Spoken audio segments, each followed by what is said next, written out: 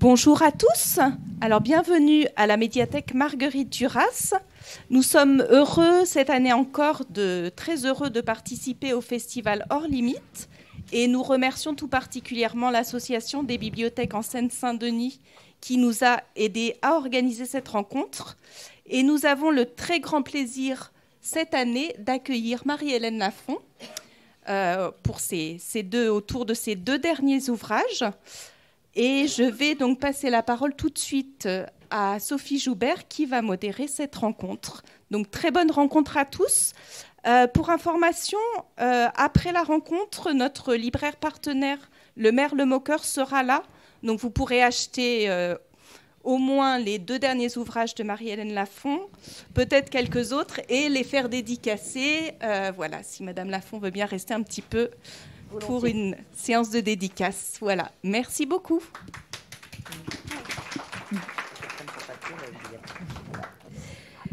Merci Sophie pour votre accueil.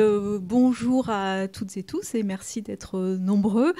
On est ravis de vous accueillir, Marie-Hélène Lafont. Merci pour votre fidélité au festival Hors Limites.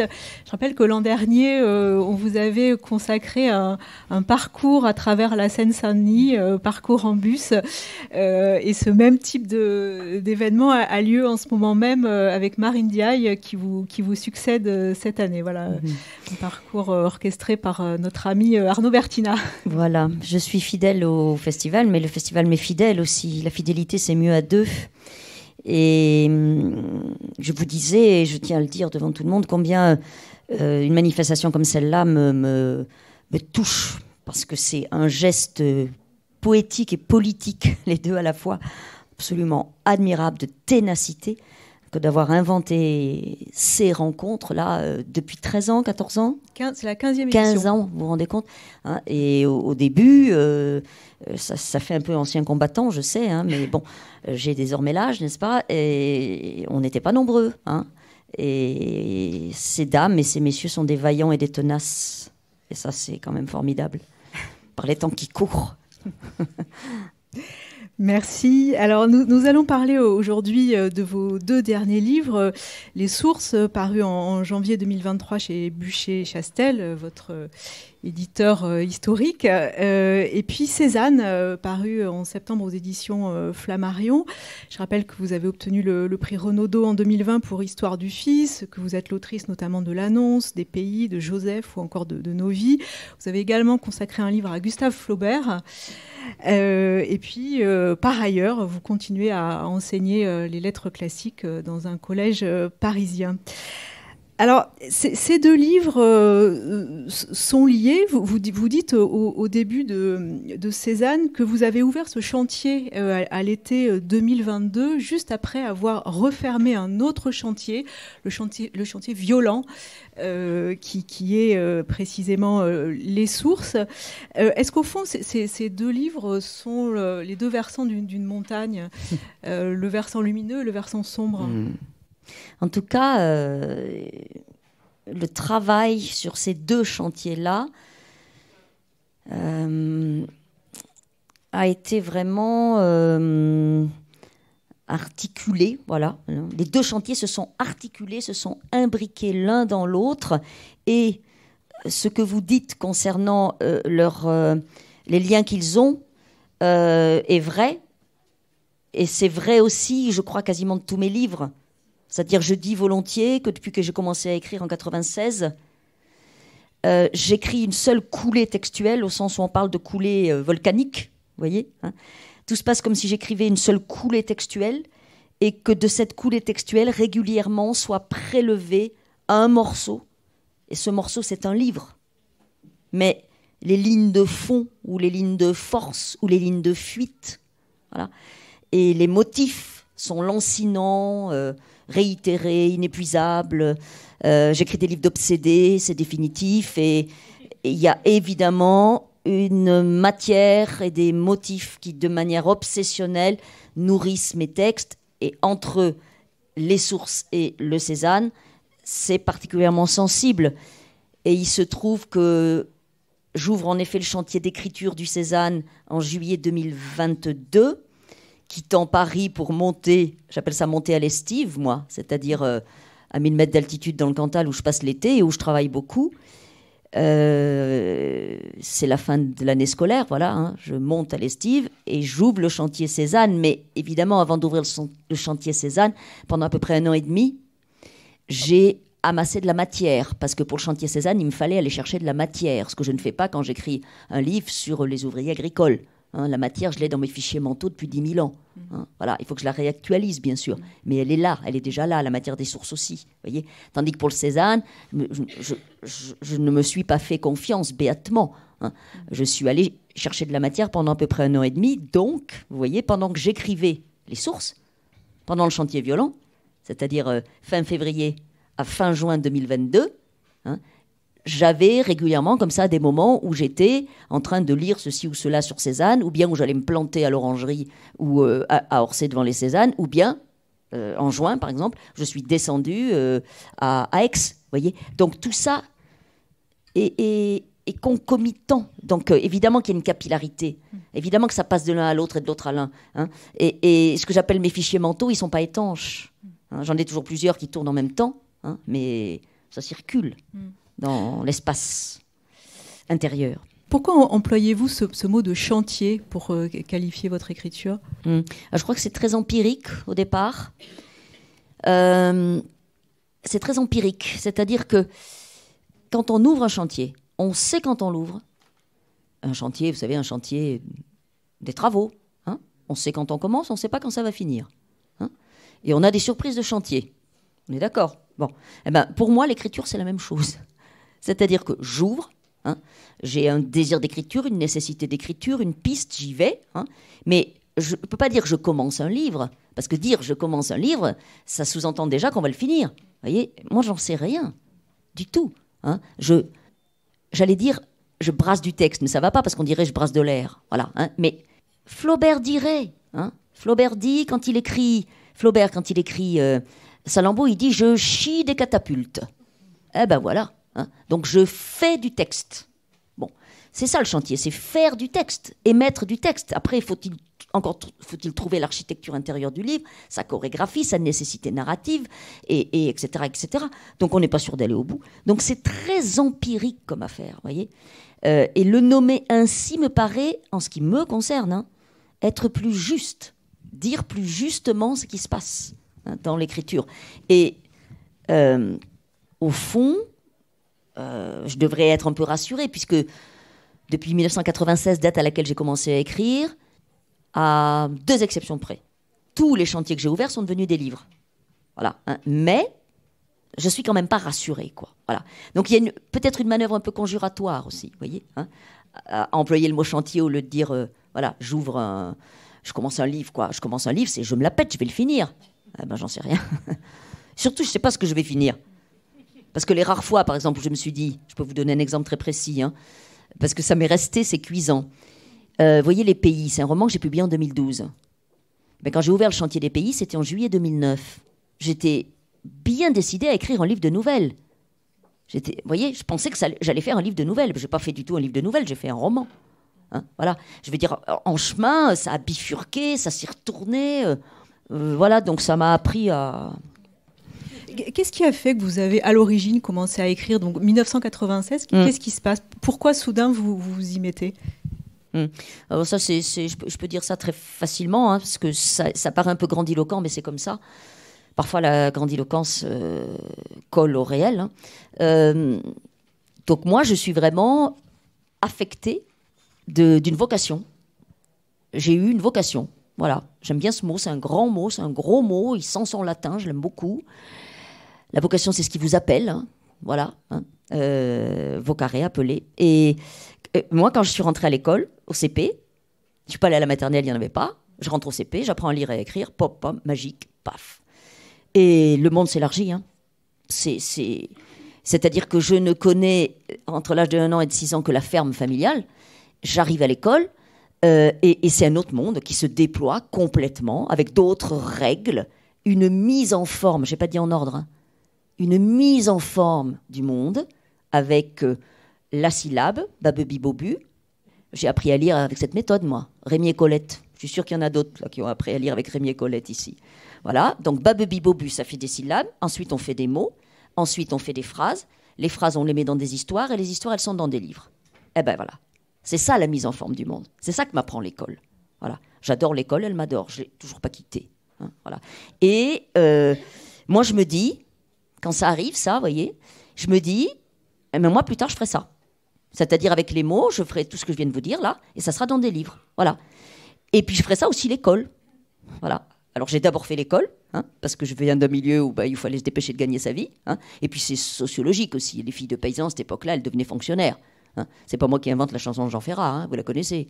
Hein. Ils seront flics ou fonctionnaires, de quoi attendre sans s'en faire que l'heure de la retraite sonne. Ça a changé, hein, mais bon. Vous voyez, c'était... Voilà. Moi, je participe complètement de ça, je ne l'ai pas choisi. Hein. Mon père disait aux filles, vous irez chercher ailleurs ce que vous ne trouvez pas chez vous. Hein, et puis dépêchez-vous de faire les études. Alors je me dépêche, moi. Hein. Donc je deviens prof très vite, voilà. Hein. Et puis après, je continue à faire des études et je continue à courir après ce désir d'écriture. Pour toutes sortes de raisons, je n'écris rien, hein, mais je sais qu'un jour ou l'autre, il faudra se frotter à ça. Et il y aura un élément déclencheur, et c'est pas étonnant, c'est la lecture.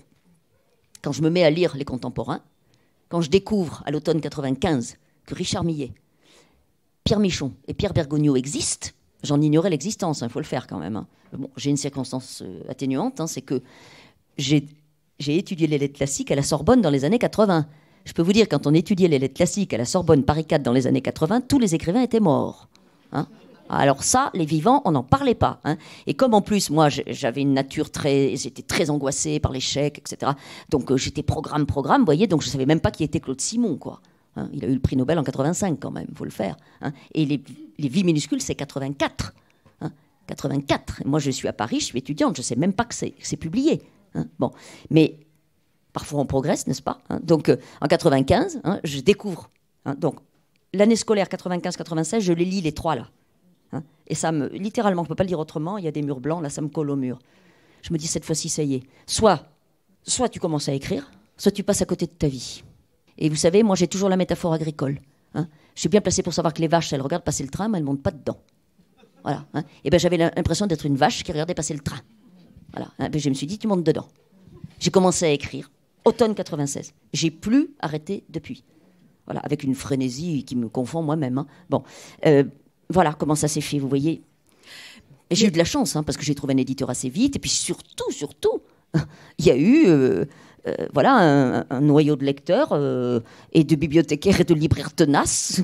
Voilà, et petit à petit, les livres ont trouvé place. Ils eussent pu ne pas trouver place, les livres que j'écris. Hein.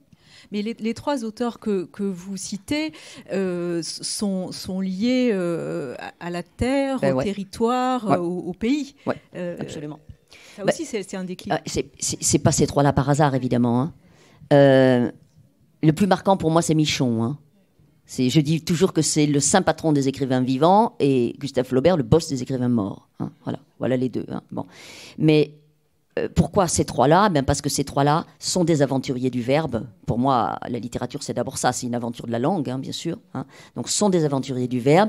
Et leur matière, je n'ai pas dit leur sujet, j'aime pas le mot sujet. Hein, leur matière, c'est le monde d'où je viens. C'est-à-dire ce monde paysan qui, à force de n'en pas finir de finir, ne finit pas tout à fait. Hein, et dont la longue mutation ou agonie, on appelle ça comme on veut, hein, est scandée depuis la fin du 19e siècle. Et ils en viennent les trois. Hein. Alors celui qui en vient le plus directement, il n'a qu'une seule génération intermédiaire, c'est Pierre Michon. Hein, mère institutrice, mais les grands-parents paysans, à bâbord et à tribord. Hein. C'est pas un hasard, à mon avis, si c'est celui qui m'empoigne le plus. Hein. Voilà. Et les deux autres, Millet et Bergogneau, avec des itinéraires sociologiques très différents, ont plusieurs générations intermédiaires, mais leurs textes travaillent cette matière-là, ce monde-là. Et moi, je sais que si un jour j'écrirai d'abord de ça, c'est-à-dire de ce lieu et de ce milieu, je ne sépare pas les deux, hein, d'où je viens. Et ça s'emboîte, si vous voulez. Voilà, hein. Et c'est réellement pour moi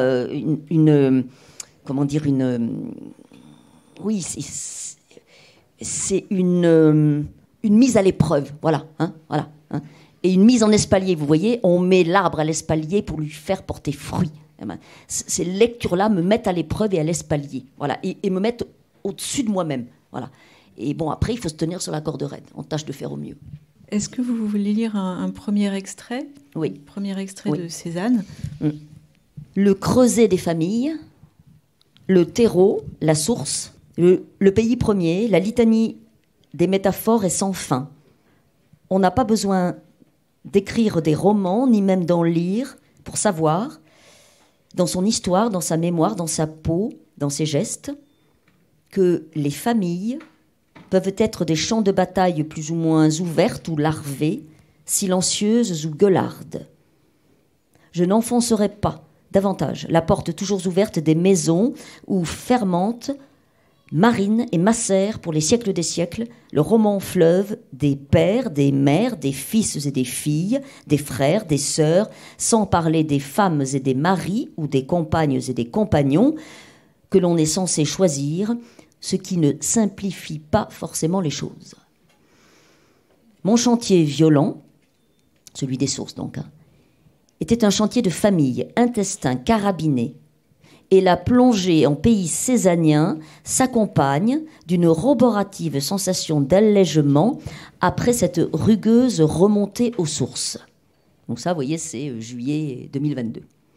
Rien ne sera facile avec Cézanne, je le devine, c'est un morceau colossal. Je mange de la peinture depuis 30 ans et j'ai le goût de ces libres variations à inventer en des matières où tout a toujours déjà été dit par des spécialistes confirmés ou des écrivains de haute volée. Rilke, Ramu, Juliet, Solers, Handke et d'autres, assurément, dont j'oublie ou ignore le nom, ont écrit sur Cézanne. C'est écrasant et j'ai une longue expérience de cette sensation d'écrasement culturel qui ne m'empêche toutefois pas de faire ce que je crois avoir à faire, à l'établi, à ma façon, toujours à tâtons. Ici, en l'occurrence, écrire des variations sur Cézanne, comme je m'y autorise depuis des années et peut-être pour quelques années encore, en vagues successives, sur Flaubert. Je tente de me rassurer avec le précédent de Flaubert. Même si le bon Gustave m'est propice depuis ma 14e année, ne me contrarie pas et n'est pas peintre. J'entends aussi les échos d'Aragon chantés par Ferré. Tout le monde n'est pas Cézanne. Nous nous contenterons de peu. On écrit des vers, de la prose, on doit trafiquer quelque chose en attendant le jour qui vient. Trafiquons, sauvons notre peau, le jour viendra quand il pourra. Merci. On voit bien en effet dans ce texte, dans cet extrait, comment vous faites le lien entre les deux livres. Alors, je voudrais qu'on s'arrête sur Les Sources, qui est peut-être l'un de vos textes les plus durs. Un texte que vous avez écrit en 4 mois, je crois. Alors, pour le résumer rapidement, pour celles et ceux qui ne l'ont pas lu, 3 époques, 3 points de vue. Première époque, 1967, le point de vue d'une femme, épouse, mère de 3 enfants, une femme dont on ne connaîtra pas le prénom, puisqu'au fond elle est assignée à sa condition, une femme qui subit la violence de son mari. Deuxième époque, 1974, vous donnez la parole, en tout cas c'est le point de vue du mari violent après le divorce qui a eu lieu. Troisième époque, 2021, c'est la fille du milieu, Claire, qui revient dans la maison de famille qui va être vendue. Est-ce que ce livre-là est sorti presque comme une rivière en crue? Enfin, il y a quelque chose de très brutal dans la manière dont ce livre surgit. Oui, j'aime beaucoup votre image de la rivière en crue. Elle est très juste. Outre le fait qu'elle est belle, elle est juste. La matière donc de ce livre que vous venez de donner, enfin de déployer, je l'ai toujours déjà eu dans mes fichiers mentaux. C'est-à-dire que j'ai toujours su que si un jour j'en avais les moyens, il faudrait que je tente de donner forme à cette matière-là. Voilà. Violence conjugale en cellule familiale close. Voilà. Alors, cellule close, vous allez me dire que c'est redondant. Bon, la cellule, elle est close. Mais celle-là, c'est une cellule très insulaire. Voilà, puisqu'on est dans une ferme. On est dans une ferme isolée hein, et on est dans une famille qui, pour diverses raisons, qui se comprennent très bien, elles sont précisées, vit loin de ses bases arrière familiales, justement, hein, donc ce couple et leurs 3 enfants sont dans cette ferme comme sur une île. Voilà, hein. On est en 1967, donc on n'a pas le recours du téléphone. D'ailleurs, on n'a pas encore la télévision non plus. Hein. On va la voir, ça va arriver très vite. Hein. On est dans cette modernité, là, cette forme de modernité galopante. Hein. Mais pour l'instant, on ne l'a pas. Hein. Et on est là, dans le samedi, le dimanche 10 et 11 juin 1967, dans une sorte de moment comme ça où on sent que quelque chose pourrait basculer vers le pire, éventuellement. Voilà. Donc, cette matière, elle est là. Je sais qu'un jour ou l'autre, je vais devoir m'y confronter. Et la rivière, pour l'instant, n'est pas en crue. Et en effet, il y a eu crue, pour toutes sortes de raisons. Hein. Il y a eu une crue qui s'est produite. Et elle s'est produite, je ne l'ai pas vue venir, hein, parce qu'on ne les voit pas venir, les crues. Ou alors on fait la politique de l'autruche. Hein, voilà. Hein. Donc je l'ai senti monter, hein, le niveau de la rivière. Vous voyez, à partir de l'été 2021. Hein, bon. Et histoire de faire vraiment la politique de l'autruche jusqu'au bout, j'étais sur un autre chantier. Et, hein, qui est un chantier de livre de nouvelles. C'est un livre de nouvelles que j'étais en train de composer comme ça. Hein.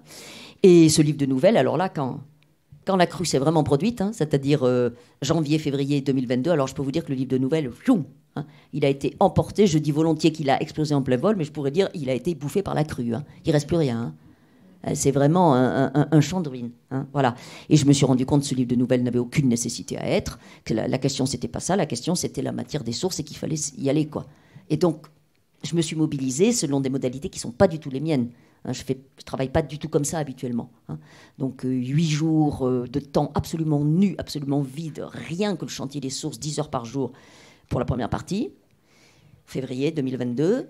Avril 2022, 5 jours pour la deuxième partie. Même condition, un peu moins rude, plutôt 8000 signes par jour que 10 000, mais enfin, ça fait quand même 8-10 heures par jour. Et la dernière partie, qui est très courte, hein, c'était le week-end de l'Ascension, je m'en souviens. Hein, voilà. Alors, entre ces moments-là, bien sûr, alors là, pour le coup, je retrouve un modus operandi qui est le mien, hein, ou une façon de procéder qui est toujours la mienne, c'est-à-dire que je laisse poser le texte et je le reprends, vous voyez. Je laisse poser, je reprends, je laisse poser, je reprends, je travaille à voix haute, de façon lancinante et obsessionnelle, je l'ai dit tout à l'heure. Voilà, ça n'a pas changé, mais en revanche, ce qui est... Non. Vous voyez, mes chantiers, habituellement, entre le moment où je les ouvre et au moment où je lâche le livre, il se passe entre 2 ans et 2 ans et demi. Hein, là, c'est pas du tout comme ça que ça se passe. Hein. De toute façon, je ne serais pas restée en tête à tête avec ça pendant 2 ans et demi. Hein. Y a des limites au masochisme quand même. Hein, donc, voyez. Donc là, pour le coup, il fallait que ça soit violent ou que ça ne soit pas. Hein, voilà. Bon. Donc voilà comment ça s'est articulé. Et en effet, hein, la crue a tout balayé, tout. Hein, c'est d'autant plus spectaculaire que vous voyez l'autre texte. Hein, il était très avancé. Hein, et à plusieurs reprises, je suis allée littéralement, c'était un fichier texte hein, sur ordinateur. Je suis allée littéralement dans ce fichier, vous voyez. Et ben, votre image de la crue est très juste parce que, vous voyez, quand la crue est finie, quand l'eau se retire, vous voyez le genre de paysage. Ben voilà, c'est comme ça. Ce fichier, il est comme ça. Hein. Il n'y a rien à en tirer. Et c'est même, j'ai pas de mots pour dire ce que c'est, en fait. Bon, voilà. Et ça reste comme ça encore aujourd'hui. Et ça m'est jamais arrivé. Hein. Ça, c'est la première fois que j'ai une expérience comme celle-là. Donc, je sais pas du tout ce qui sortira de ce tas d'immondices. Probablement rien, vous voyez. Mais bon, en même temps, je suis à peu près certaine que c'est une expérience qui laisse des traces probablement pas seulement négatives, je veux dire, forcément. Enfin, il y a quelque chose à faire, mais je ne sais pas quoi. Pour l'instant, je ne sais toujours pas quoi. Il y a dans ce livre une scène qui était déjà présente dans votre premier recueil de nouvelles, Liturgie. Donc c'est une scène, on était un dimanche matin et les filles lavent le dos de leur père. Et au fond, vous êtes allé plus loin que cette scène séminale. Bien sûr. Alors cette scène, hein, c'est une nouvelle qui s'intitule Liturgie. Elle a donné son titre à mon premier livre de nouvelles, mais en fait, c'est le premier texte que j'ai écrit, hein, même si j'ai publié le roman Le Soir du Chien auparavant. Hein. Le Soir du chien, c'est 2001. Liturgie, c'est 2002. Mais en fait, les nouvelles de Liturgie, je les avais écrites avant le roman. Elle n'avait pas trouvé d'éditeur. Hein. Bon, c'est assez banal, ça. Et donc, le tout premier texte que j'écris en octobre 96, quand je commence à écrire, c'est ça. Liturgie. Le dimanche matin, il fallait lui laver le dos. Voilà. Hein. Et c'est cette toilette rituelle du dimanche matin, avant de se rendre à la messe, d'où le titre, hein, du dos du Père par les filles. Et en effet, ce motif-là est repris dans les sources, mais le texte des sources remonte, en effet, en amont de cette scène. Voilà. Et cette scène clôt la deuxième partie des sources. Alors là, il faut quand même que je rende à mon éditrice ce qui lui appartient. Pascal Gauthier. Absolument. Pascal Gauthier, qui est la dédicataire de mon livre et qui est mon éditrice depuis 2001. J'entends par là que, je vous ai dit tout à l'heure, donc j'écris la première partie. La première partie, on est dans le flux de conscience de la mère. Personne ne dit je là-dedans. C'est toujours il ou elle. Voilà. Mais donc, on est dans son flux de conscience. J'écris cette première partie. Elle me brûle les doigts. Je la donne à mon éditrice. Je ne sais pas quoi en faire. J'ai jamais fait ça. Jamais. Vous m'eussiez dit un jour que je donnerais un texte à mon éditrice en cours de route, grosso modo en lui demandant son aide. Je vous aurais dit qu'il fallait quand même pas me prendre pour... Bon, vous voyez, enfin, je vous aurais dit par stupide orgueil. Parce qu'alors là, je peux vous dire que je n'en menais pas large. Je lui ai donné ça, je lui ai mis ça entre les pattes, et je lui ai dit, je ne sais pas. Je ne sais pas ce qu'on fait de ça, lui ai-je dit. Ça faisait 80 000 signes. Vous voyez, en termes de calibre, c'était trop court pour un roman, trop long pour une nouvelle. Qu'est-ce que c'était, au juste? Et elle a fait son boulot. Elle a lu ça, et elle m'a dit... C'est elle qui m'a dit, il faut écrire La Voix du Père. J'aurais peut-être, moi-même, au bout d'un certain temps, trouvé cette piste-là, mais j'en suis pas certaine, je ne le saurais jamais, puisque c'est elle qui me l'a dit. Voilà. Et quand elle m'a dit ça, j'ai senti qu'elle avait raison, simplement, je lui ai dit que je n'étais pas certaine d'en être capable, d'avoir les moyens d'écrire La Voix du Père. Et elle a ajouté, quand je lui ai dit ça, elle a ajouté, et il faudrait finir sur la scène de liturgie. C'est elle qui m'a dit ça. C'est tout, C'est rapide comme entrevue, voyez. Elle ne me l'a pas écrit, elle ne me l'a pas dit au téléphone, on s'est vu, physiquement, voilà. Et je l'ai fait quelques semaines après. Elle m'a dit ça au mois de mars, je l'ai fait au mois d'avril. Et en effet, si vous voulez, les sources, le titre a de multiples exceptions, mais il a aussi celle-là, c'est-à-dire remonter aux sources, si tant est qu'il y en ait. Eh bien là, en effet, je remonte aux sources du texte des origines, à savoir liturgie. Voilà. Et donc liturgie, c'est une nouvelle qui doit faire une dizaine de pages. Et dans le roman, vous retrouvez ce même motif, mais ramassé, voilà, en un noyau d'à peu près une trentaine de lignes, peut-être. Vous voyez, voilà. Donc ce livre, il s'est fait comme ça, de façon très très empirique.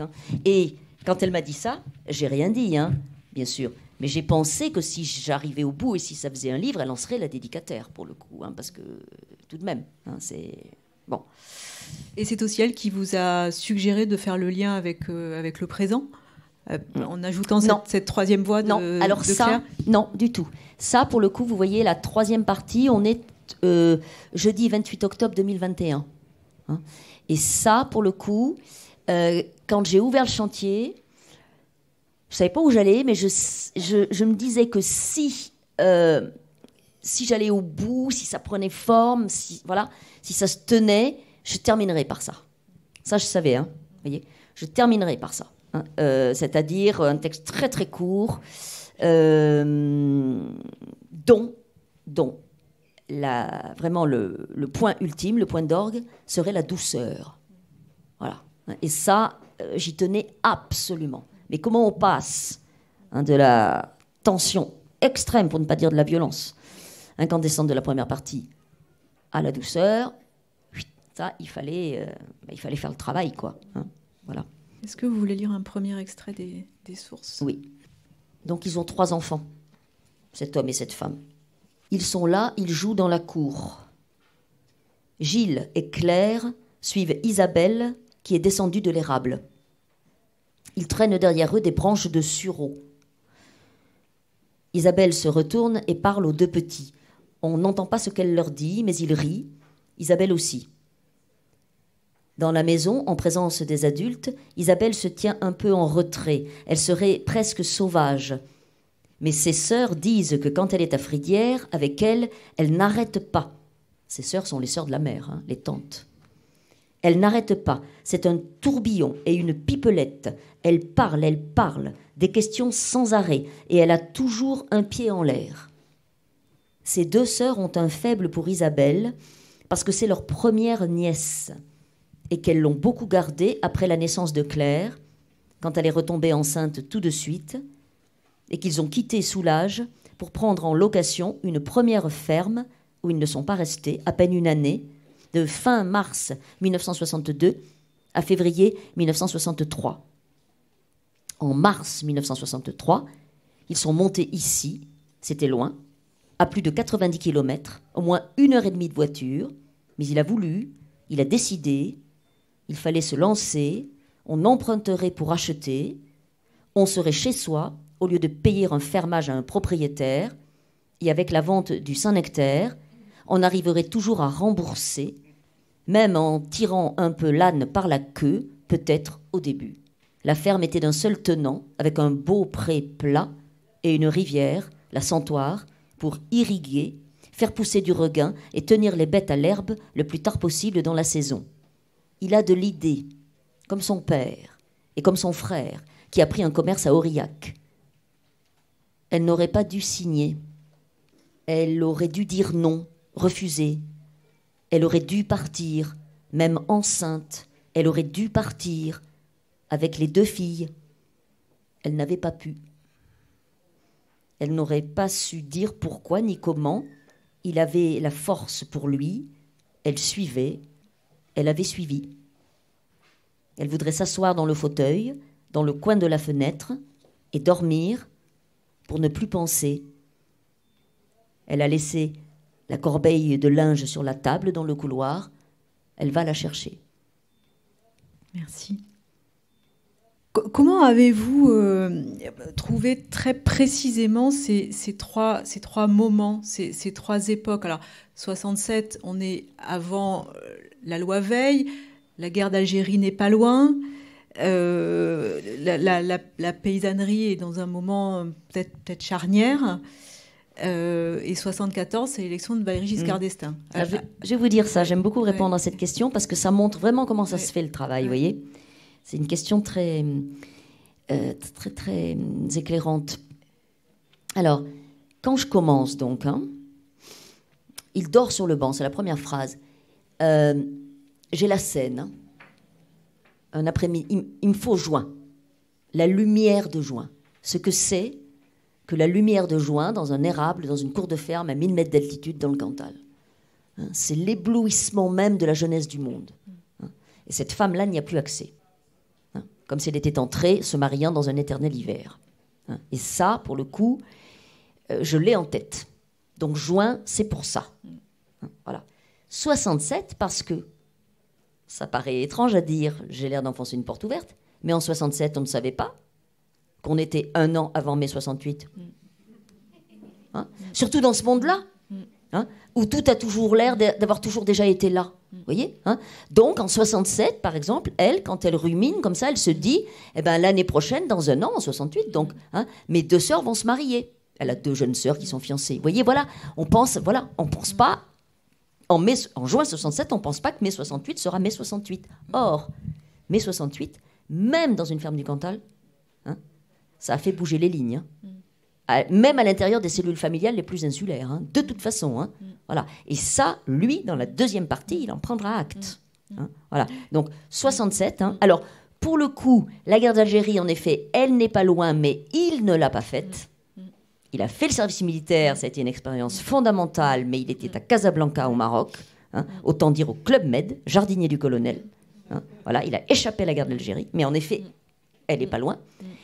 Elle est suffisamment proche de la guerre d'Algérie pour que cette femme en arrive à penser que s'il était allé à la guerre d'Algérie, peut-être bien qu'il ne serait pas revenu. Et c'eût été mieux. Eh oui, voilà. Vous voyez, donc en effet, ce n'est pas indifférent qu'elle soit proche. Voilà. Puisque, au moins dans leur bande, ils se connaissent depuis toujours, et au moins un jeune homme de leur bande d'amis de jeunesse n'en est pas revenu de la guerre d'Algérie. Vous voyez, donc c'est présent dans son horizon mental, en effet. Donc vous voyez, ça vous dessine un horizon mental, c'est vraiment de ça dont il est question. Voilà, un état des lieux, hors champ du monde, de son monde, parce qu'elle vit dans cette ferme isolée. Elle n'a jamais rêvé une autre vie. Hein. Elle est fille de paysans, depuis des générations on est paysan, lui aussi, et ils ont voulu faire ce métier-là. Elle a l'orgueil d'être propriétaire de cette ferme. Elle ne remet pas du tout en question les valeurs qu'on lui a transmises et le monde dans lequel elle vit. Vous voyez, hein. Simplement, voilà, quelque chose est arrivé qui a dévasté son existence. Voilà, hein, depuis qu'elle est entrée dans la conjugalité avec cet homme-là, celui-là. Hein. Bon. Et ça, c'est la première date, vous voyez. Hein. Bon, et en effet, on est bien loin. On est bien loin du divorce par consentement mutuel, de la loi sur l'IVG, etc. On est très loin. Hein. Bon. Alors, la deuxième date, en revanche, vous allez voir. Hein, je ne décide pas grand-chose. Hein. La deuxième date, je vous ai dit tout à l'heure, c'est au mois d'avril. Au mois d'avril 2022, élection présidentielle. Hein. Et moi, pour dégager 5 jours ou 8 jours, il me faut les vacances scolaires, sinon je ne peux pas. Voyez, hein. Donc, à la faveur des mirifiques vacances scolaires que l'Éducation nationale nous distribue, hein, comme on sait, hein, donc, à la faveur des vacances dites de printemps, hein, je dégage 5 jours pour tenter la deuxième partie. Et il se trouve que le premier de ces 5 jours, c'est un dimanche d'élection. Je vais voter, je rentre chez moi, vous voyez, je vais voter tôt le matin, hein, dans une école en face de chez moi, je rentre, je m'assieds à la table. Puis d'un seul coup, je me dis, mais évidemment, élection de Valéry Giscard d'Estaing. J'y avais pas pensé avant. Hein. L'élection de Valéry Giscard d'Estaing, c'est ce jour-là qu'il te faut pour le père. C'est sûr. Et je me souvenais que c'était 74, hein. Mais je ne me souvenais pas de la date, mais je la trouve tout de suite. Dimanche 19 mai 1974. Ça y est, c'est parti. Voyez. Mais c'est empirique. Si j'avais commencé le samedi, ou si on n'avait pas été une année d'élection, hein, peut-être que ça n'aurait pas été le dimanche 19 mai 1974. C'est ça que je veux dire. Vous voyez, c'est complètement suspendu à ce hasard-là. Hein. Mais alors, dès que je pense à ça, d'un seul coup, ça me lance, quoi. Voilà. Hein, parce que Giscard vient d'être élu. C'est énorme, l'élection de Giscard d'Estaing. Hein. Maintenant, rétrospectivement, on se dit, ouais, Giscard, bon, etc. Mais à mon œil, Giscard, 7 ans. Hein, en 7 ans, ça a bougé, mais d'une manière incroyable. Hein. C'est lui qui a mis Simone Veil où il l'a mise. Hein. Et le divorce par consentement mutuel, c'est 75. Hein. C'est incroyable quand on y pense. Hein. Et ça, c'est énorme. Hein. Voilà. Donc, et la majorité à 18 ans. Vous voyez, et ben cet homme-là, vous voyez, moi, à partir du moment où et grâce soit rendue aux élections, hein, parce que je m'assieds, je commence et boum, c'est le dimanche soir, il a suivi la soirée électorale, ça existait déjà. Il va se coucher et il n'arrive pas à dormir, il rumine. Bam, bam. Et la première chose à laquelle il pense, c'est que sa fille est née à 14 ans et que dans 4 ans, elle sera majeure. Ça, c'est moyen. Hein. Et on est parti, ça y est, vous voyez, parce que évidemment que cet homme-là, il a le goût du pouvoir sur les femmes. Hein, celle qui fut sa femme et ses filles. Et il sent que ça lui échappe, que tout lui échappe. Hein. Et en 74, il les sent, les soubresauts de 68, dans sa ferme. Hein. Et ça ne lui plaît pas. Il appelle d'ailleurs 68, la révolution des femmes. Hein, et ça ne lui plaît pas du tout. Hein, voilà. Et puis, bien sûr, il rumine sur Giscard, Mitterrand. Enfin, vous voyez, hein, voilà. Il préfère quand même Giscard à Mitterrand. Mais Pompidou, c'était mieux. Voilà. Et c'est parti. Pop, je l'ai. Je le tiens. Vous voyez, c'est empirique. Mais est-ce que ça a été particulièrement difficile de faire parler l'homme violent, même si ce n'est pas lui qui parle, mais... C'était beaucoup moins difficile que la première partie. Honnêtement. La première partie... Je dis toujours hein, que l'écriture, pour moi, c'est vraiment un exercice de vertige, mais de jubilation aussi. Je ne sépare pas les deux, vous voyez. Bon, là, c'était beaucoup plus vertigineux que jubilatoire, hein, la première partie. Hein. C'était très peu jubilatoire, franchement. Non, la première partie, c'était une tension énorme, surtout que quand j'écris la première partie, jusqu'au 5e jour, je ne sais pas si elle va s'arracher ou pas. Donc, je ne sais pas si ça va se finir... Il le dit, lui, d'ailleurs. Hein. Ça aurait pu mal se finir, vous voyez ce que je veux dire hein. Ça porte un nom aujourd'hui, hein, on parle de féminicide. Hein. Bon, voilà, donc je ne sais pas. Quand je commence, hein, il dort sur le banc, je ne sais pas si cette femme va s'arracher et arracher les enfants ou si elle ne va pas le faire. Voilà. Hein. Donc, la tension qui me traverse moi, elle traverse le texte. La deuxième partie, j'ai déjà la première. J'enfonce une porte ouverte, vous voyez, mais j'ai déjà la première. Ça me rassure un peu. J'ai pas le vide derrière moi. J'ai la première. Hein, ça peut s'articuler. Si j'arrive à voyager dans l'espace mental de cet homme, ça peut s'articuler. Voilà. Hein. Et lui, eh ben, il est moins cabossé qu'elle. Il est moins cabossé qu'elle, c'est moins douloureux. Ça peut paraître terrible de dire ce que je dis, mais c'est moins douloureux de rentrer dans son espace mental à lui. C'est moins le champ de ruines que dans le sien, à elle, vous voyez. Donc c'est moins périlleux. Oui, je vais vous lire le début. Donc c'est dimanche 19 mai 1974. Vous savez pourquoi je me suis souvenue de 74 ? À cause du film de Pardon. Je ne sais pas si vous l'avez déjà vu. Une partie de campagne. C'est extraordinaire. Ça, à mon avis, c'est des meilleures choses que De Pardon ait jamais faites. Il éteint la télévision. Félix est monté se coucher vers 9h comme d'habitude. Et il est resté, lui, pour écouter la soirée électorale jusqu'au bout. Giscard est élu. C'est mieux que l'autre, le socialiste. Mais il préférait Pompidou. Au moins, il sortait du coin de Montmoudif, tandis que Mitterrand ou Giscard, même s'il fait semblant de jouer de l'accordéon, ne peuvent pas imaginer qu'il existe en France des paysans comme lui, qui entendent pousser l'herbe à 1000 mètres d'altitude dans la vallée de la Santoire et savent qu'ils sont les derniers. Il secoue la tête. S'il se met à penser à ça, à l'avenir de l'agriculture, sa nuit est fichue. Même avec la sourdine de la radio dont il a pris l'habitude maintenant depuis 7 ans qu'il dort seul. Bientôt 7 ans. C'était en juin, le 11, juste après la guerre des 6 jours. Il ne sait pas pourquoi il se souvient de cette guerre entre les Juifs et les Arabes, mais c'est comme ça. Pour la ferme, il se souvient de tout. Le début et la fin de chaque emprunt, le montant des mensualités, les dates d'achat du tracteur, de la faucheuse, de la botteleuse, de la télévision, de la machine à laver le linge, les dates des travaux de l'étable. Tout, tout, tout. Depuis le 7 mars 1963, le jour où ils ont signé chez le notaire, il a les dates dans la tête, pas besoin de vérifier sur les calendriers du Crédit Agricole qu'il garde dans le meuble de la télévision. Il faut qu'il arrête ça aussi, les dates. Sinon, il ne dormira pas. Dans le lit, il pense que Pompidou est mort de la même maladie que la tante Jeanne, le cancer du poumon, à 1 année d'intervalle à peu près et au même âge, puisque la tante Jeanne avait 1 an de plus que Pompidou. Il pense souvent à la tante Jeanne, le soir. Elle voyait loin et clair, elle manque. Elle aurait aimé savoir que les filles apprennent si bien à l'école, les deux, et sont déjà en 4e et en 6e. Il a du mal avec le numéro de la classe des filles. Il l'écrit aussi sur le calendrier de l'année en cours, dans la marge. Les filles avancent. Gilles est encore dans le primaire, il ne sait pas trop à quel niveau. L'année passée, pour l'enterrement de la tante Jeanne, le jeudi 27 septembre, Claire avait lu un long texte devant tout le monde dans l'église pleine, et le curé, qui venait souvent manger à Soulages, avait très bien organisé la cérémonie. Il avait dû lutter pour ne pas pleurer à cause de la voix de sa fille, qui lisait très bien, mieux que le curé, sans se démonter devant tout ce monde, alors qu'elle venait d'avoir 11 ans et sortait juste de l'école primaire.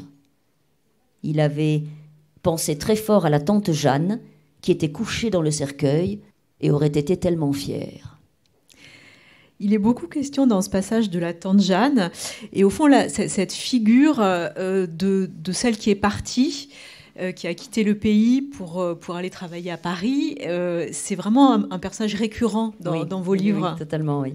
Totalement. Alors, elle a cette caractéristique que vous venez de souligner, c'est-à-dire c'est la seule dans cet univers familial, alors que dans beaucoup de familles paysannes du Cantal ou de l'Aubrac, on est monté faire les bougnats à Paris souvent, quand même.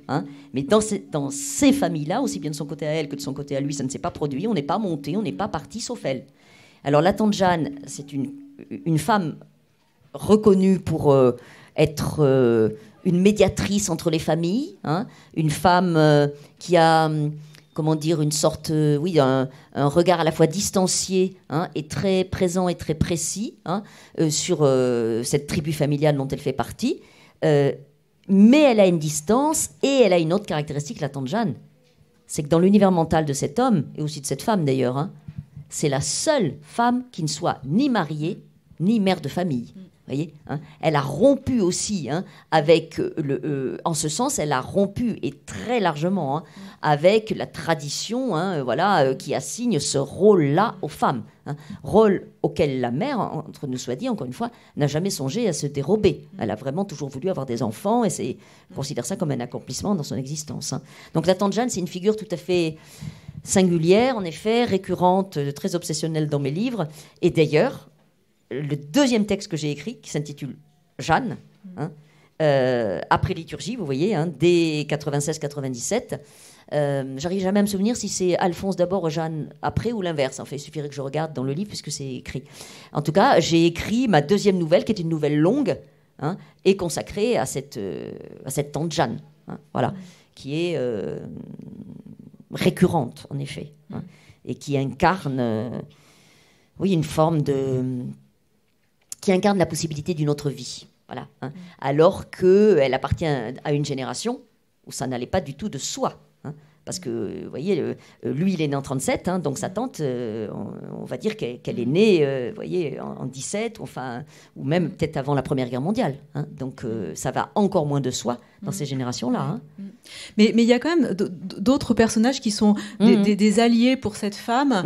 Et pareil, à une époque où ça ne va pas de soi, sa propre mère qui lui dit tu devrais passer le permis de conduire. Et ce médecin qui lui fait comprendre, alors à demi-mot, mais qu'elle devrait se faire ligaturer les trompes. Parce que pas si à demi-mot que ça d'ailleurs. Mais vous êtes magnanime parce qu'il les ligature même carrément sans lui demander son avis. Mais au moins, ça lui évite d'avoir 4 et 5 et 6 gosses. Voilà, parce que la méthode Ogino. Parce qu'à 28 ans, elle a déjà 3 enfants. Elle a déjà 3 enfants. Le corps complètement. Voilà, et dont les 2 derniers ont 11 mois de différence. Et bon, donc, en effet, sa mère est une figure. Alors, cette femme est passée finalement de la juridiction de sa mère à la juridiction de son mari. Et sa mère est ce que son gendre lui-même appelle une maîtresse femme. Voilà, la mère de cette femme est quelqu'un qui balise le monde, qui porte la culotte dans son propre foyer, et qui a une personnalité très, très forte. D'ailleurs, encore une fois, son gendre lui-même le reconnaît. Et devant elle, il s'incline. Voilà. Donc, en effet, il y a des figures qui balisent, encore une fois, le champ de l'espace mental de cette femme. Et la tante Jeanne, dans une moindre mesure, mais tout de même, ou bien sa mère. Malheureusement, la tante Jeanne meurt. Mais la mère sera providentielle, en quelque sorte. En même temps, c'est cette mère-là qui lui a transmis un certain nombre de valeurs qui font qu'elle s'est verrouillée dans la situation dans laquelle elle s'est verrouillée. Voilà. C'est-à-dire, on tient son rang, on ne dévoile jamais son intimité, jamais. Voilà. Et surtout, on fait face devant les voisins. Le regard des autres, c'est énorme. Voilà. La réputation, c'est énorme. Et surtout la notion du rang, le rang social, tenir son rang. Et c'est ce qui fait que les violences peuvent perdurer puisqu'il ne faut rien laisser paraître. Voilà. Oui, c'est-à-dire qu'il y a cette scène absolument terrible où son père lui dit je n'aime pas comment il te regarde avant même le mariage. Mais une fois que c'est fait, c'est trop tard. Oui. Et puis surtout, son père. Cette femme vient d'une famille un peu... Ce qu'il y a d'atypique dans la famille de cette femme, c'est une famille très aimante. C'est que c'est la mère vraiment qui mène la barque, et le père est un doux qui, au retour de la captivité de la Deuxième Guerre mondiale, n'a jamais repris sa place. Jamais. Voyez, la mère l'a prise quand il n'était pas là et elle ne l'a plus jamais lâchée. La place, elle a trouvé qu'elle était bonne et elle l'a gardée. Et elle la tient bien, d'ailleurs. Voilà. Donc cet homme, en effet, qui est un doux, il sent, il flaire que le gendre, là, qui veut épouser sa fille, lui, c'est pas un doux. Il le sent, il le flaire, il dit « j'aime pas ton fiancé, j'aime pas comment il te regarde, mais c'est tout. » C'est tout. Une autre question traverse ce livre, c'est au fond la question de la suite, c'est-à-dire comment on va continuer à être paysan, et ça repose notamment sur les épaules du petit garçon. Les frêles épaules du petit garçon. Ouais. Voilà. Oui, ça c'est absolument fondamental. Et ça, j'en suis consciente dès le début. Le premier prénom qui arrive dans le livre, c'est le sien. C'est le prénom du petit garçon. Gilles. Gilles, il a 4 ans. Voilà. Et on sent déjà que dans le regard du père, il n'est pas le bon fils. Voilà, hein. Et ça, c'est un motif que je vais retrouver entre Paul Cézanne et son père. Voilà, hein. Voilà. Ouais. Sauf que Paul Cézanne, ça l'a pas détruit. Hein, voilà. Et Gilles, Gilles, il est trop du côté de la mère. Il est comme pas tout à fait détaché encore du corps de la mère. Et donc, le père lui voue une solide défiance, pour ne pas dire inimitié, qui paraît totalement démente à l'endroit d'un enfant de 4 ans. Voilà, hein. Et c'est là, hein, c'est d'emblée posé dans le texte. Et ce qui est d'emblée posé aussi, mais c'est le cas dans tous mes livres, hein, c'est la question de comment on continue. Hein, comment on transmet. Comment on continue-t-on, hein, voilà. Parce que cet homme et cette femme, vous voyez, quand on était né dans ces années-là, ils sont nés dans les années 30, hein, même si je ne prêche pas du tout, je ne suis pas du tout en train de dire qu'il y avait une sorte d'immobilisme à l'œuvre, hein, dans les générations paysannes, depuis la fin des temps, jusque dans les années 60, c'est pas vrai, hein. Mais en revanche, hein, le rythme, notamment de la révolution mécanique, s'accélère d'une telle façon, hein, que, en effet, hein, ces paysans ataviques, ce que j'appelle les paysans ataviques, hein, nés dans les années 30, hein, et devenus paysans parce qu'on l'avait toujours déjà été avant eux et que la question ne se posait même pas ou à peine, hein, et ben là, maintenant, elle se pose, hein, et avec violence et avec acuité. Et lui, là, il le sait, ça. Hein, voilà, hein. Et donc, il est face à ces interrogations-là. Et en 74, hein,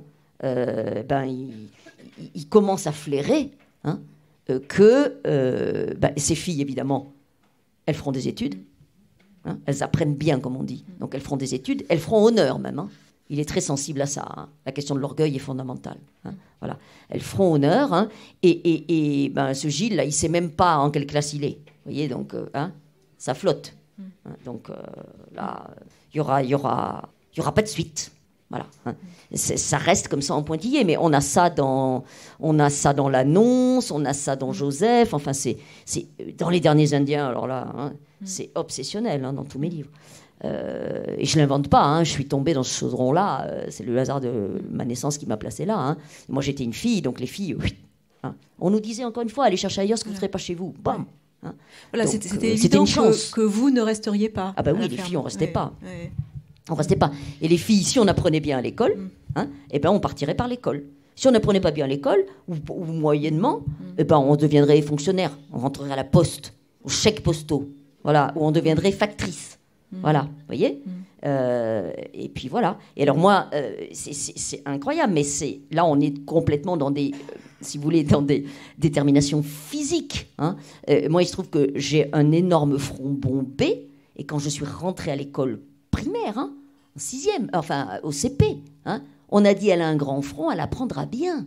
Et ouais, hein, vous avez une grande grange, vous allez mettre beaucoup de foin dans la grange. Ben, vous avez un grand front, vous allez mettre beaucoup de... Voilà. Ben, moi, j'étais pas contrariante, hein, surtout que je voulais avoir la paix. Vous avez compris que contrarier les adultes, ça coûtait cher. Hein, donc, la paix. J'ai appris, moi. Voilà. Et les filles, encore une fois, les filles, on pouvait aller inventer sa vie ailleurs. Les garçons, c'était moins commode, hein, surtout dans ces générations-là. Ça, pour le coup, ça a bougé. Hein. Pas de façon unilatérale, évidemment. Hein. Il y a encore des cas d'assignation fâcheuse. Hein. Mais ça, quand même, ça, c'est moins raide, quoi, hein, que ça ne l'était pour ces générations-là nées dans les années 60, vous voyez. Hein. Vous avez fait le lien que je pensais faire entre les deux livres avec cette question de la filiation. Ah oui. Au fond, ce livre sur Cézanne, si vous n'aviez pas déjà utilisé ce titre, vous auriez pu l'appeler Histoire du fils. Oh là là, complètement. Complètement. Et vous voyez, quand je dis, donc, je monte à l'Estive et puis j'attaque le chantier Cézanne, sauf que dans le chantier Cézanne, il y a une sacrée histoire de famille aussi, quoi. Hein. Cézanne, c'est une commande, hein, un éditeur très insistant qui m'a travaillé encore pendant 1 an et demi parce qu'il voulait que j'écrive sur un peintre. Je choisissais le peintre, hein, et j'écrivais absolument ce que je voulais. Bon, à partir du moment où j'ai accepté la commande, hein, bon, j'ai hésité très peu de temps entre Cézanne et Van Gogh, et à partir du moment où j'ai choisi Cézanne, bon, je vous l'ai dit tout à l'heure, je suis allée chercher de la matière. Je connaissais peu de choses de la vie de Cézanne, vous voyez, hein, vraiment peu de choses. Hein. Je connaissais la gueule d'Hortense. Je dis bien la gueule. Hein. Sa femme. Oui. Vous savez qui fait la gueule sur les tableaux. Vous voyez les portraits d'Hortense. Ça m'a toujours frappé, ça. cette fermeture du visage d'Hortense. C'est hallucinant. Voilà, donc j'avais ça et j'avais les paysages. Le rapport au paysage de Cézanne, au sous-bois, à la montagne, tout ça, je me suis dit, là, bon. Voilà, Cézanne, allons-y. C'est par là que sa peinture m'a attrapée, par la fermeture de ses portraits obsessionnels et lancinants de femmes, et par le rapport au paysage. Donc, Cézanne, eh ben, évidemment, quand je lis des biographies de Cézanne, je tombe dans la famille Cézanne, c'est dément. Hein. Si on voulait l'inventer, on ne le ferait pas. Hein. Et les mensonges, les scènes, la mère et la fille qui mentent au père pendant 14 ans, le père qui verse une rente au fils, il est censé ne pas savoir que le fils a une compagne et un fils. Hein, voyez, ça dure, on se ment, on s'engueule, on se déplace. Et Paul Cézanne, quand il est à Aix, hein, il a envie d'être au nord de la Loire, et quand il est au nord de la Loire, il n'a qu'une envie, c'est rentrer à Aix. Hein, ça le tiendra toute sa vie comme ça. Et j'en passe et non des moindres. Donc je tombe sur un champ de mine incroyable. Donc j'ai une matière énorme. Hein, et en effet, un des fils conducteurs de cette histoire familiale, c'est que ce fils n'est pas le bon fils pour ce père. Voilà. Hein. Pour ce père marchand de chapeaux, devenu banquier. Voilà, richissime, qui fait une fortune entre l'âge de 50 ans et l'âge de 80, 85 ans, hein, et qui ne demande qu'une chose à son fils, c'est que son fils continue à grimper comme lui les barreaux de l'échelle sociale. Et le fils, qu'est-ce qu'il veut, lui ? La peinture. Hein. Alors vous allez me dire, mais quand même, la peinture, Cézanne, oui, sauf que quand le père meurt en 86, Cézanne, c'est pas du tout un peintre connu. Hein, il n'est reconnu que de quelques peintres, et encore. Il faut dire qu'il est pénible, hein, Cézanne, hein, il est infernal. Hein, il a un rapport extrêmement terrible au monde, aux autres, complètement éruptif. Hein, un jour magnifique et un jour intouchable au sens propre du terme, on ne peut pas le toucher. On a des témoignages, on ne peut pas le toucher. Il y a des jours où on ne peut pas mettre sa main sur l'épaule de Cézanne. Voyez, bon. Donc voilà, c'est difficile. Hein. Donc il y a le champ familial, hein, il y a le rapport au pays, qui est ce que je vous ai dit tout à l'heure, hein, attachement, arrachement, enfin bon, c'est inépuisable. Hein. Il faut juste trouver une forme. C'est toujours la grande question. Hein. Alors voilà, justement, la forme, vous alternez des passages en italique qui sont vos réflexions propres, et sur Cézanne et sur l'écriture, au fond. Hein, c'est vraiment un dialogue entre peinture et écriture. Et puis des moments de la vie de prélevés dans la vie de Cézanne, plus biographiques. Mais là encore, hein, ce sont des moments, comme dans les sources. Des moments, il y a 5 moments, et comme dans les sources aussi, ce sont ce que j'appelle des ruminations intérieures. Voilà. Et là, il fallait que je choisisse. J'avais que l'embarras du choix. Hein, voyez. Donc, il a fallu que je choisisse dans le casting, si vous voulez. Hein, voilà. Donc, j'ai choisi quelqu'un du milieu de la peinture. C'est le docteur Gachet, celui de Van Gogh. Hein, je ne sais pas si vous avez vu l'exposition, mais ce qui m'a beaucoup frappé dans l'exposition à Orsay, c'est qu'à plusieurs reprises, étaient reproduites sur les murs des citations où Vincent Van Gogh insistait beaucoup pour dire que le docteur Gachet était au moins aussi malade que lui. Hein, voilà, hein. Bon, eh bien, en effet, hein, le docteur Gachet, il est quand même très, très, très frappé. Hein. Et je le prends en 1873, où il a passé quasiment toute l'année, Gachet, à accueillir chez lui, de manière très constante, Pissarro et Cézanne. C'est pas rien. Hein, voilà. Donc, je le prends à ce moment-là. Hein. Ensuite, il y aura un monologue intérieur. Enfin, pas monologue intérieur, parce qu'ils ne disent pas je, mais on aura comme ça des ruminations de la mère de Cézanne, ensuite de son père. Voilà. Ensuite, Hortense, sa femme, donc, qui finira par devenir sa femme, il finira par l'épouser en 86, au mois d'avril. 6 mois plus tard, le père meurt, le vieux Louis-Auguste Cézanne. Je ne dis pas qu'il en meurt, mais il meurt. Hein. Et ça tombe bien parce qu'il était fort riche. Et alors là, oui, hein, je peux vous dire qu'Hortense, elle va les faire valser les rentes du vieux. Surtout qu'évidemment, hein, aussi bien son beau-père que sa belle-mère, et toute sa belle famille, il avait toisé d'abondance. Hein. Voilà, on ne peut pas vraiment dire qu'on lui ait fait bon accueil. Elle avait avalé beaucoup de couleuvres. Et puis, elle avait crevé la faim aussi. Hein, parce que cette rente que le père versait au fils, elle était calculée pour une personne, pas pour 3. Hein. Elle était chiche, la rente. Hein. Et régulièrement, il fallait emprunter de l'argent pour finir le mois, notamment à Zola. Parce que Zola, c'est le grand ami d'enfance de Cézanne. Vous voyez, hein, donc, on croise Zola aussi là-dedans. Hein. Et c'est d'ailleurs Zola qui fait le lien avec Flaubert. Oui, alors, mais c'est plutôt dans l'autre sens que ça se passe. Hein, parce que pour tout vous dire, moi, Zola, j'ai une allergie. Il m'a toujours embarrassé beaucoup. Hein. Pas le bonhomme, hein, mais l'écrivain. Et toujours, depuis toujours. Et donc, je m'étais dit, qu'est-ce que je vais faire avec Zola ? Oh là là, quelle purge, Zola. Et en fait, c'est Flaubert. pris la tangente par Flaubert, vous voyez. Hein. Donc, en effet, dans les passages où je dis « je », là, hein, je me livre à un petit jeu, c'est le cas de dire J-E-U, hein, en imaginant le portrait que Cézanne aurait pu faire de Flaubert. Ils auraient parfaitement pu se rencontrer, hein, puisque Flaubert était ami avec Zola et que Cézanne et Zola étaient très liés. Hein. Donc, il y a 10 années où ils auraient pu se croiser à Paris sans problème. Hein, voilà. Et j'imagine le portrait. Hein, voilà. Bon, et comme ça, je peux évacuer Cézanne. Hein, voilà. Donc, Hortense. Et enfin, le jardinier Vallier. Le dernier modèle de Cézanne, pardon. Hein. Son dernier modèle, son jardinier, qu'il a peint plusieurs fois. Et le dernier tableau, inachevé. Cézanne voulait mourir en peignant, il est mort en peignant. Hein. Son dernier tableau inachevé, c'est un portrait du jardinier Vallier. Hein. Et, en fait, vous voyez... En juillet 22, quand je monte à l'Estive, avec toute cette matière, hein, un peu rétamée quand même par le chantier violent, hein, vous voyez, je me dis, tiens, à carreau, là, hein, bon. Eh bien, en fait, une fois de plus, Flaubert, le bon Gustave, vient à ma rescousse. Parce que je commence par le texte qui termine le livre, en fait. Le livre se termine avec les ruminations du jardinier Vallier. Le dernier tableau de Cézanne, les derniers jours de sa vie. Hein. Et ensuite, ça sera présenté de manière chronologique. Hein. Voilà, hein. Les 5 coulées textuelles que je vous ai dites, là, vous voyez, hein, je les ai placées dans l'ordre chronologique. Mais je commence par écrire la dernière, parce que le jardinier Vallier, c'est la famille de Joseph, l'ouvrier agricole. C'est la famille de Félicité, le cœur simple de Flaubert. Voilà, vous voyez. Hein. C'est-à-dire qu'avec cela, je me sens en confiance. Je peux y aller, quoi. Voilà, hein.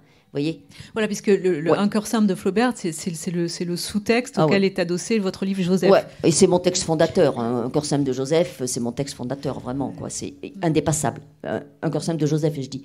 Un cœur simple de Flaubert. Hein, c'est indépassable. Et voyez, je me sens en confiance, là. Donc, je commence par ça. Voyez. Donc, on est dans la tête du jardinier Vallier. Hein, et qu'est-ce que ça lui fait à lui, le jardinier Vallier, de poser? Il pense à quoi quand il pose, au jardinier Vallier? Hein, parce qu'il c'est pas son métier. Hein. Lui, il est jardinier, lui. Hein. On le paye pour ça. Hein.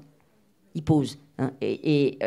Voilà, on est là comme ça. Hein. Et c'est les derniers jours de la vie de Cézanne. Voyez, j'écris ça d'abord. Et je sais, une fois que j'ai écrit ça, que si j'arrive au bout du livre, ça sera à la fin. Le livre se terminera comme ça. Voyez, avec le jardinier. Voilà. Et puis, une fois que j'ai ça, c'est un peu comme tout à l'heure, je vous ai dit, ça a été moins difficile d'écrire la deuxième partie que la première partie, parce que j'ai quelque chose derrière moi. Voyez. Hein, j'ai pas le vide. J'ai ce texte-là. Hein. Voilà. Et le livre, il se construit comme ça, entre juillet 2022 et fin avril 2023. J'ai rendu le texte fin avril 2023. Il a été publié à l'automne. Voilà.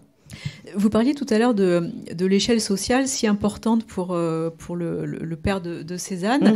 Ce motif de l'échelle est très présent. À un moment, vous allez visiter l'atelier de Cézanne et là, vous voyez une échelle. Alors, l'échelle, elle est là physiquement, mais elle est là aussi métaphoriquement. Oui, bien sûr. Vous voyez, ça, c'est ce que j'appelle un moment textuel. C'est-à-dire un moment de la vie, et ça arrive souvent hein, quand on écrit, c'est un moment que je vis et je sais que ça fera du texte. Voilà, ça commence déjà à faire du texte. Là. Je ne prends pas de notes, moi, hein, jamais. Mais ça commence à faire du texte à l'intérieur, quoi. Et en effet, c'est en juin 22, je vais à Aix, et il faisait déjà très, très, très, très chaud. Hein. Et je vais à l'atelier, le dernier atelier de Cézanne. Hein, il n'y a travaillé que les 4 dernières années de sa vie. Voyez, hein.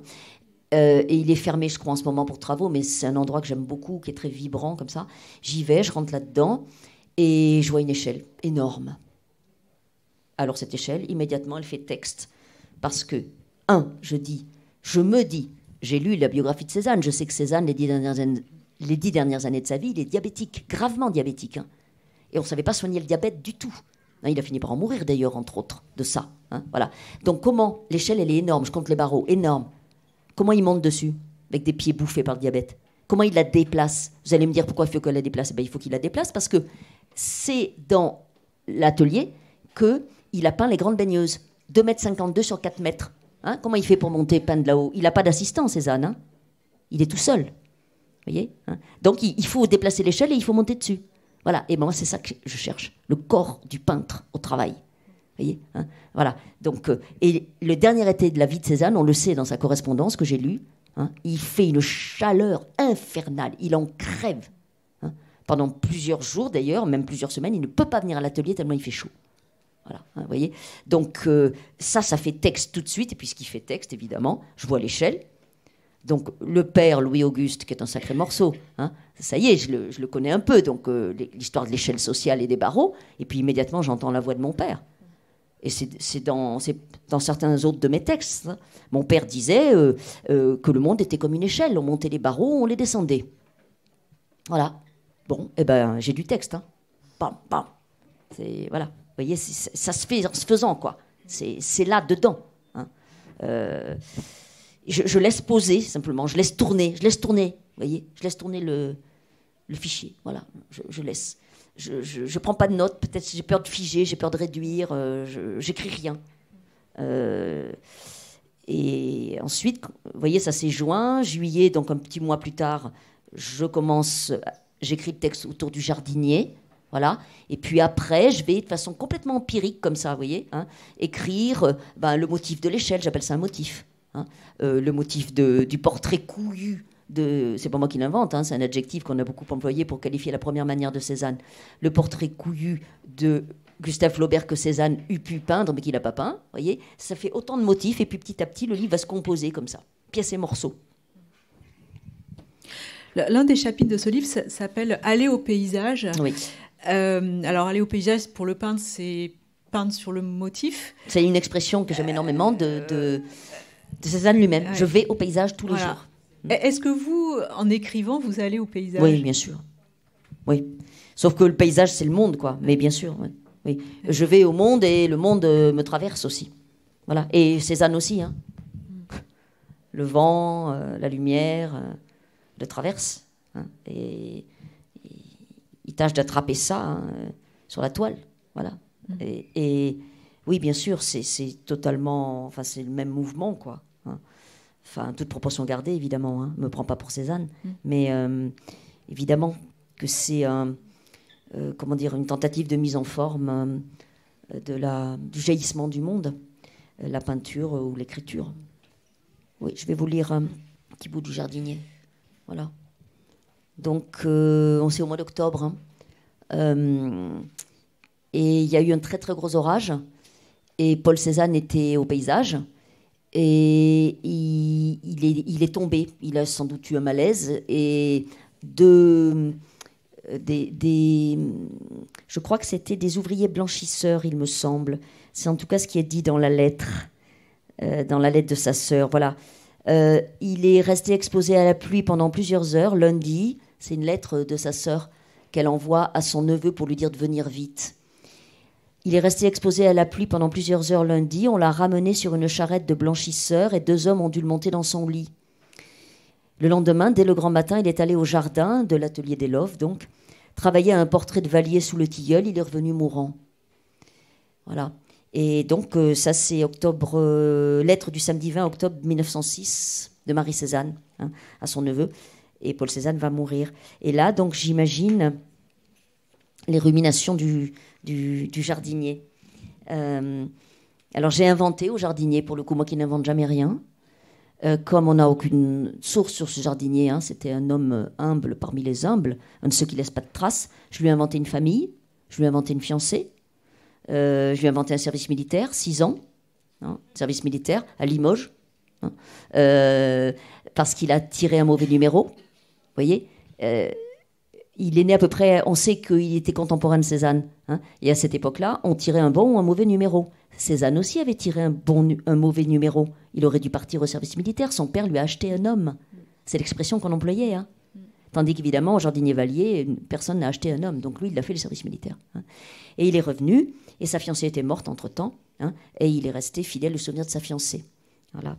Et voilà, il est là, comme ça, et on est dans ses pensées pendant qu'il pose. Il était content, lui, Vallier, et fier aussi, de voir que M. Cézanne était admiré. C'est-à-dire qu'il y a régulièrement des visiteurs qui viennent, hein, des peintres en général, qui viennent rendre visite à Cézanne. Ce n'est pas Aix qui admire Cézanne, hein, du tout. Hein, mais on vient le visiter. Ça le consolait de toutes les fois où il avait entendu en ville des moqueries, des mauvaises paroles, des ragots, des histoires à dormir debout. Il n'avait pas su protester, on ne l'aurait pas écouté, et il n'osait jamais parler devant les gens. Les mots montaient, mais ils se coinçaient dans sa gorge et restaient entassés à l'intérieur de lui. Il devait retenir ses mains de trembler, il avait mal au ventre, et il lui faudrait au moins 2 ou 3 heures de travail au jardin pour retrouver ses esprits. Il connaissait depuis toujours Paulin Paulet, qui, du temps du père de M. Cézanne, travaillait déjà au Jas de Bouffant, et racontait comment lui et d'autres, et même sa fille, avaient posé pendant des heures en joueurs de cartes. Ça n'en finissait pas, il y avait toujours quelque chose de travers, un détail de rien, la main qui tenait les cartes, la pipe, le chapeau ou la veste. Paulet en rajoutait, il inventait des détails, des caprices, des colères, des coups de folie.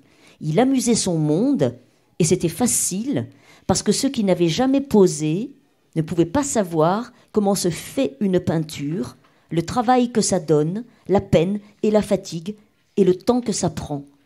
C'est toute la vie de M. Cézanne qui y passe, tout son jus, et il n'en a plus beaucoup. Il finit, il se finit. Il le sent, lui, Vallier, que M. Cézanne y laissera la peau et s'accrochera à sa peinture jusqu'au bout. C'est pour ça qu'il était content ce matin de le savoir à l'atelier, même pour un petit moment. Il n'y était presque pas venu de tout l'été à cause des grosses chaleurs qui le gênent terriblement. Sa maladie l'empêche d'aller et venir comme il veut. Souvent, ces temps derniers, M. Cézanne se faisait transporter en voiture ici ou là, mais il a fini par se fâcher avec le cocher. Tout est de plus en plus difficile, et peut-être qu'il pense à la même chose que lui, à cette peinture sous le tilleul qui n'est pas finie. Il faudrait poser encore, plusieurs fois sans doute. On ne peut pas savoir combien de fois, surtout que M. Cézanne continue à avancer son travail entre les séances.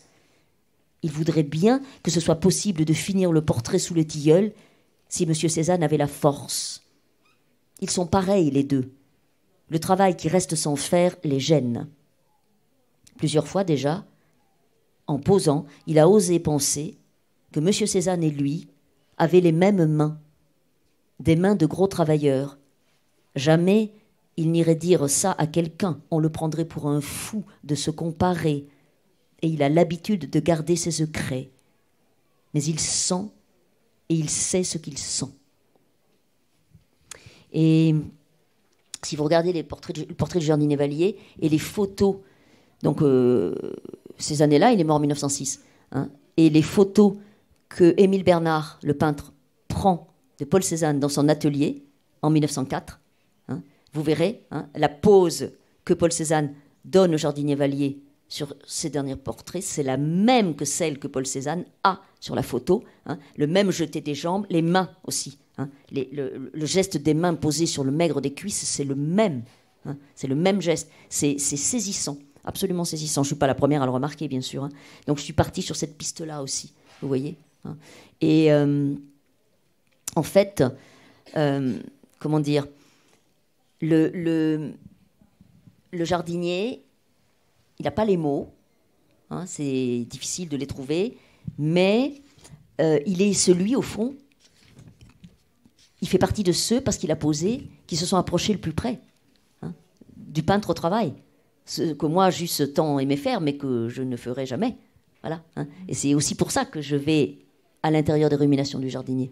Hein. Je voudrais voir Cézanne à travers ses yeux. Voilà. Hein. Ce mot de rumination revient toujours dans votre bouche. Rumination, mûrissement, maturation, ce sont des mots qui viennent du monde paysan, là oui, encore. C'est la métaphore. Ouais. C'est la métaphore, alors non seulement agricole, mais il faut bien le dire, hein, la métaphore bovine. Hein. J'ai écrit un livre qui s'intitule Album, ce sont des proses poétiques, ça commence par arbre, ça se termine par vache. Et la dernière phrase de vache, c'est les vaches ruminent, point, moi aussi, point. Et j'ai coutume de dire, et ça n'est pas seulement une plaisanterie, que c'est là tout mon art poétique. Quant au mot mûrissement, alors là, évidemment, j'entends bien qu'il ne tombe pas dans l'oreille d'une sourde, hein. Le mot mûrissement, c'est pareil, cette fois-ci, c'est la métaphore fromagère, hein, puisque mon grand-père, oui, c'est ça, mon grand-père, le père de mon père, donc, hein, pendant toute sa vie de paysan, a fabriqué l'été du Cantal, hein, dans un bureau. Hein, et mes parents et mon frère ont fabriqué du Saint-Nectaire, eux, de 1962 à 2008. Voyez, hein, et ça, c'est du fromage qui mûrit en cave profonde. Donc, c'est ce que j'appelle les minces dynasties fromagères, hein, dont, d'une certaine façon, si étrange que ça puisse paraître, je poursuis, j'inscris une trace et je poursuis le travail. Même si je conçois que ça puisse paraître étrange de m'entendre dire ça ici et maintenant. Bon, j'ai pas des mains de fromagère, hein, ni l'habitus vestimentaire, mais voilà. Est-ce que vous avez des questions à poser ou des remarques de lecture, peut-être? Ah ben alors, moi-même, j'en sais rien, mais ça m'a frappé. Ça a commencé très tôt dans ma vie. J'ai toujours eu une allergie, pas du tout au bonhomme, hein, à la trajectoire, à ce qu'il est, etc. Pas du tout, évidemment. Mais je n'ai jamais aimé ces textes. J'ai un mal fou à supporter même sa langue, à le lire, quoi.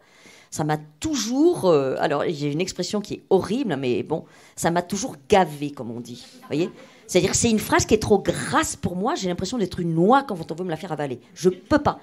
Et donc, j'en ai mangé, hein, évidemment, hein, parce que quand j'étais en seconde, hein, on m'a fait lire Zola. Hein.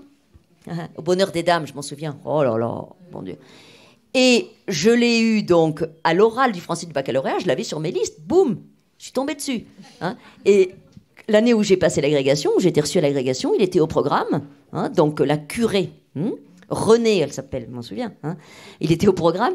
Et tenez-vous bien, le sujet de la dissertation, c'est le plus gros morceau de l'agrégation, c'était sur Zola. Il est tombé à l'agrégation. Il m'a toujours poursuivi. Hein, voilà. Et franchement, je peux pas. Mais je dis, vous voyez, comme ça, de manière un peu légère, que il y a quelque chose, c'est organique, c'est une question de langue. Et c'est une question de stratégie narrative, ça sent la ficelle. Je les vois, ces ficelles, mais ça n'a pas changé. Hein. Chaque fois que j'ai réessayé, alors je ne l'ai pas fait depuis 10 ou 15 ans, mais je n'ai pas envie, franchement. Vous voyez, voilà. Donc voilà où j'en suis avec Zola. Alors je suis bien embarrassée, parce que vous voyez, là, avec Cézanne, je savais que... hein, forcément, il faudrait en passer par lui, hein, puisqu'ils ont eu une histoire d'amitié extrêmement forte. Hein, et puis qu'ensuite, ça c'est compliqué quand même. Hein, c'est difficile cette affaire, hein, avec la publication de l'œuvre, tout ça. Donc c'est douloureux pour les deux d'ailleurs. Hein, vous voyez, donc je savais bien qu'il faudrait trouver une solution. Et j'ai pris la tangente. Hein, je reconnais, c'est très malhonnête. Hein, j'ai pris la tangente avec Flaubert. Hein.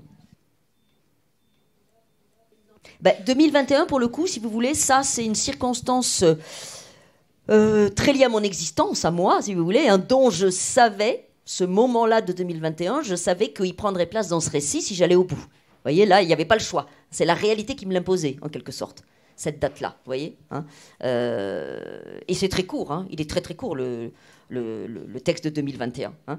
Et puis, c'est aussi une manière, je m'en suis rendu compte en écrivant le livre, même si le livre est très court, cette sorte d'accélération du temps, vous voyez, hein, crée un effet un peu singulier. Voilà, le train de la vie nous passe dessus, quoi. Voilà, hein, une vie passe. Voilà, hein, les générations s'emboîtent les unes derrière les autres. Hein, et ça se fait avec, comme ça, ce 1967, 1974, 2021. Vous voyez, voilà, oui, un rythme qui s'accélère, voilà. Oui, bien sûr. S'il y a un livre à écrire, c'est celui-là. J'y suis, hein, c'est mon chantier, mais waouh. Enfin, je crois que j'ai trouvé une forme, mais là, pour le coup, vous voyez, je vais prendre tout le temps qu'il faut, quoi. Ouais, je vais prendre du temps parce que je ne peux pas du tout écrire en violence comme ça. C'est pas mon affaire. Je l'ai fait pour les sources, j'avais pas le choix d'une certaine manière, je dirais, vous voyez. Mais je le dis de façon, je l'explique de manière très brève au début du Cézanne, justement. Hein, voilà. Mais je veux pas être sur ce chemin d'écriture-là tout le temps. Hein. Mais bien sûr, oui, le livre de Gilles, oui, bien sûr. Oui, ça fait 30 ans que je regarde, que je mange de la peinture, quoi. Voilà, c'est pour ça qu'il y a cette précision-là, oui. Eh ben, je vais vous dire une chose. Flaubert, hein, le maître absolu, il a écrit une pièce de théâtre. Le candidat. Ah ben, j'ai jamais pu l'avaler. Hein. Pourtant, hein, j'ai avalé sans lambeau, et c'est quand même une sacrée purge. Hein. Voilà. Hein. Mais alors, le candidat, hein, c'est mon éditrice qui me l'a offert. Hein. Vous vous rendez compte, c'est elle qui m'a offert. Je l'ai, hein. Je l'ai pris par tous les bouts. Enfin, je ne peux pas lire ça. Hein. Donc, vous voyez, en manière de boutade, je vous répondrai, monsieur, hein, que l'exemple de Cézanne me serve de leçon. Hein, et que je me garde bien hein, d'aller... évidemment, c'est pas... On me sollicite pour écrire du théâtre. Hein, et si un jour j'en écris, ça ne sera pas une comédie. Hein, ça, il faut être lucide. Hein. Il faut être lucide. Voilà. Il n'empêche que, et c'est encore une boutade aussi, mais bon, Les Sources, c'est un livre un peu carabiné, hein, mais j'en ai écrit un qui l'est tout autant, hein, en 2003, qui s'intitule Sur la photo. C'est un livre absolument terrible. Eh bien, ça devait être en 2004, ouais. Donc, le livre est sorti à l'automne 2003. Et oui, ça devait être en 2004. Pendant l'hiver 2003-2004, un jour, j'étais comme ça dans une rencontre. On était moins nombreux. Et je lisais un extrait de Sur la photo. Hein, un passage où il est question de la cueillette des haricots. Vous voyez hein. Donc, on a 2 sœurs et un frère. Alors, les 2 sœurs, elles sont jumelles. Elles sont quasi jumelles. Fausses jumelles, mais quasi. Je ne me souviens plus. Il faudrait que je regarde. Mais enfin, vous voyez, moi-même, je ne m'en souviens plus. Et vous voyez les haricots. Il fait chaud, on cueille les haricots, il y a beaucoup de haricots.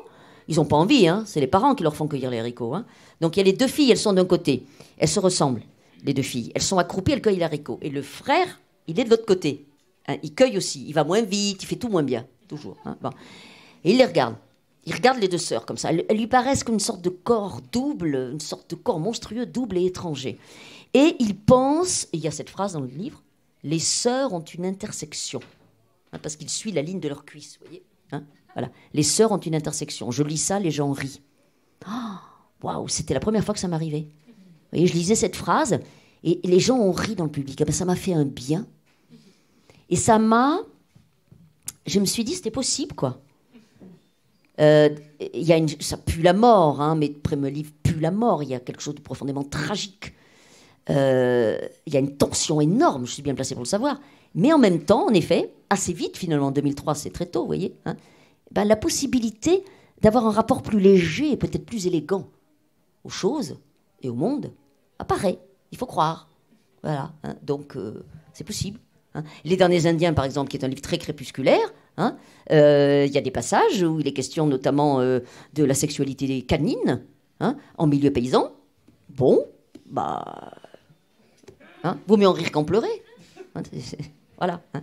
Et ça, vous voyez, la sexualité canine en milieu paysan dans Les Derniers Indiens, eh bien, là, quand j'écris ça, hein, je sais qu'il y a une référence littéraire d'ailleurs, j'y pense. Hein. Relisez dans Une vie de Maupassant, hein, ces scènes hein, où il est question d'une chienne qui a mis bas des chiots hein, et où le curé massacre les chiots à coups de balai. Hein. C'est pas moi qui l'invente, hein, c'est dans Une vie de Maupassant. Hein. Un curé terrible. Hein, voilà. Eh bien, vous voyez, quand il est question de la sexualité canine débordante hein, dans Les Derniers Indiens, il y a à la fois... voilà, parce que j'écris je veux dire, je pratique la métaphore agricole, j'écris en petite fille, en fille de paysans, mais aussi en lettré, j'en ai complètement conscience, évidemment, j'en ai bouffé hein, de la littérature, etc. Donc, il y a des résurgences comme ça aussi, vous voyez, et je me tiens sur cette corde raide-là, hein, voilà, c'est ma place, si tant est qu'il y ait une place, quoi. Et je ne vais pas du tout, voyez, me faire semblant d'être ce que je ne suis pas. Encore une fois, je n'ai pas des mains de fromagère. Hein. Je ne l'ai pas fait, moi, le fromage. Hein. On ne m'a jamais appris, d'ailleurs, hein, ni à conduire le tracteur. Hein. Qu'on farcit dessus. Hein. On savait que ce n'est pas là que serait ma vie. Hein. Voilà. Je ne sais pas si j'ai répondu à votre question, mais voilà comment j'ai fait. Hein. Donc, à mon avis, la comédie, ce n'est pas pour demain. Merci. Merci à Marie-Hélène vous. Lafont. Et merci à vous. Et merci à vous. Il y a la médiathèque qui nous accueille. À Marguerite Duras, hein, lui dire merci.